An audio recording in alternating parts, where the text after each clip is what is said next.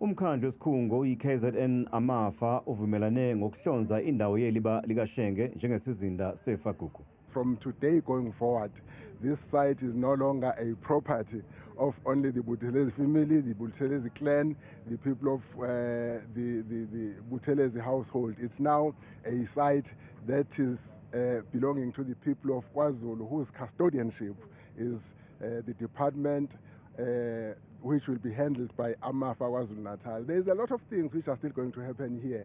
Lena ngenye yezindlela zokulondolozela isizukulwane esisha umlando kaShenge. We want the generations to come to learn and find some good things to emulate from Prince Mangosuthu Buthelezi. You know that in his journey to help our country to be free as we are free today, he played a pivotal role. We know that he fought for the traditional leadership. Amakhosi, he protected the land of the Zulu nation under Ingonyama Trust Act. He was the first to lead KwaZulu government, the SWR KwaZulu government, as the chief minister.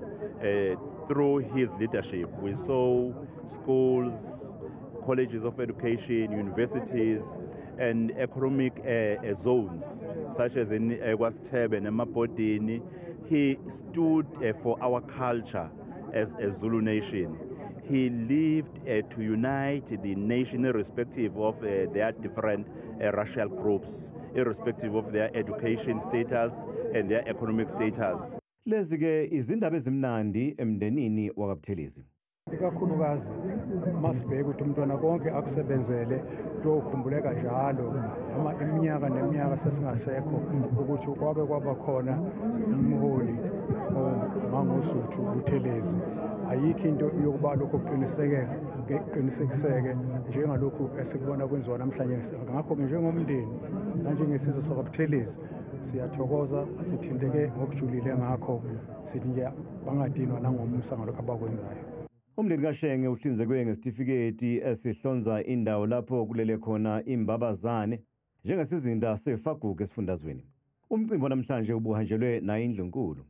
Umntwana kaPhindangene waba undunankulu wesizwe samaZulu ngaphansi kwamakhosi, uBhekuzulu kaSolomon kaDinuzulu, uZwelithini kaBhekuzulu noMisuzulu kaZwelithini.